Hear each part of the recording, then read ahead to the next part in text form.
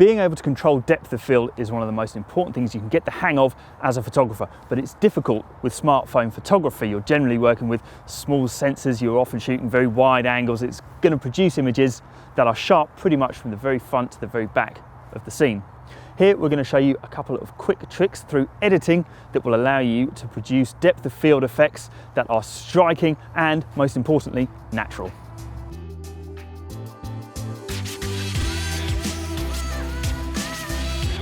Playing with lens blur can be a really great way of adding interest to your pictures. It allows you to be really decisive about exactly which part of your frame is sharp and which parts are soft and defocused. This kind of angle, shooting off a really tall bridge, is a great place to try it. So what we'll do here is we'll shoot our frame, just a fairly basic, little bit rule of thirdsy image there. And then the way that we're going to edit this frame is we're going to use Snapseed. Snapseed is really great because it has lots of quite fine-grained, quite complicated tools that you can use to change how your frame looks.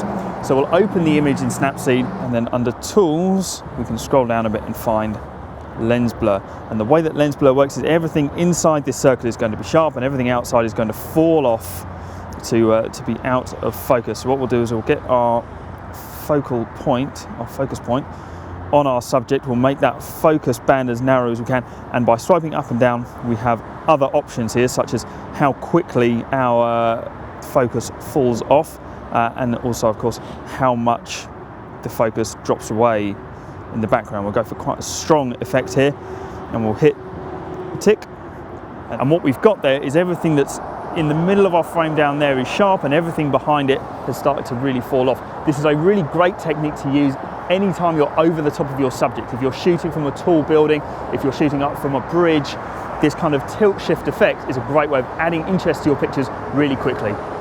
One of the features of camera phone photography is very big depth of field. That means that everything in your frame is going to be sharp from the very foreground right into the background. That's great if you want your audience to be able to see every single detail in your image. It's less great if you're looking to produce something a bit more artistic.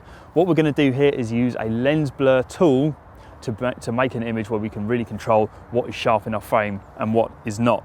So from here, we're going to take a picture of this lovely silver birch tree, and what we're going to do is frame up there. We're going to really make the most of all of that texture and that nice bit of light hitting it, and then we're going to open the image in Snapseed. Snapseed has some really great tools for this kind of thing. So if we open that right here, open the image that we shot, and the idea here is to get that background nice and defocused. So lens blur in Snapseed lives in the toolbox, and it's right here, and the way that it works is really simple. Everything inside this inner circle is going to be sharp, and everything outside is going to drop off out of focus. So what we'll do is we'll move our circle over there, and we'll change the size so that it is just covering, pretty much just covering the tree. We have a few more tools that we can adjust here, which are blur strength and feathering, so how quickly that effect drops off in our frame. So let's go for transition or feathering first, and we're going to pull that all the way down. The idea with this effect is that we want this to be a subtle transition, so we're going to go for a big feather there, and then on the blur strength again, I would say that this down the left hand side there, that is way too much. There's no camera, no lens on the planet produces a picture that looks like this. So we'll pull that back and get something a lot more subtle, and what that's going to do is produce an effect that makes it look like we shot this picture on either a longer or a faster lens with a bigger aperture, a faster lens.